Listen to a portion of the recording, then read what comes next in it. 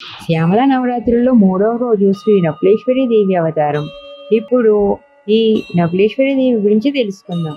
బ్రహ్మాండ పురాణం ప్రకారం నకులేశ్వరి శ్రీ రాజా శ్యామలాంబిక యొక్క ప్రత్యేక విద్య. బండాసుర వధ సమయంలో అసురుడు అనేక కోట్ల పాములను సృష్టించి శక్తిసేనపై దాడి చేసిన సర్పిణి మాయ అనే పాము రాక్షసుడిని పంపినప్పుడు దేవతలందరూ ఇబ్బందులను ఎదుర్కొన్నారు. అప్పుడు దేవి లలితాంబిక దవడల నుండి జన్మించిన శ్రీ నకులేశ్వరి దేవిని పంపింది. శంఖం, చక్రం, ఖడ్గము మరియు అభయముద్రలను పట్టుకుని గరుడునిపై అధిరోహించి పదునైన వజ్రాలు పొదిగిన చెవి పోగులు మరియు వివిధ ఆభరణాలు ధరించింది. శ్రీదేవి ఆజ్ఞతో ఆమె యుద్ధంలోకి ప్రవేశించింది.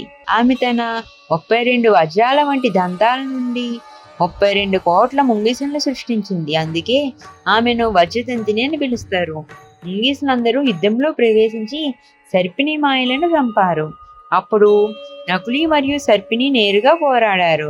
అక్కడ సర్పిణి తన మాయతో దాడి చేసింది మరియు నకులి తన జ్ఞానశక్తితో దాన్ని బద్దలు కొట్టింది. మరియు ఆమె మహాగరుడాస్త్రాన్ని ప్రయోగించి సర్పిణిని చంపి ఆ యుద్ధంలో గెలిచి శ్రీ మహారాజ్ఞిని, మంత్రిని మరియు దండినిచే ప్రశంసించబడింది. ఆమె మంత్రిని యొక్క ప్రత్యేక దేవిగా నియమించబడింది. నిజానికి నకులేశ్వరి సాక్షాత్ రాజా మాతాంగి దేవి, నకులు జ్ఞాన విధ్వంస రూపం.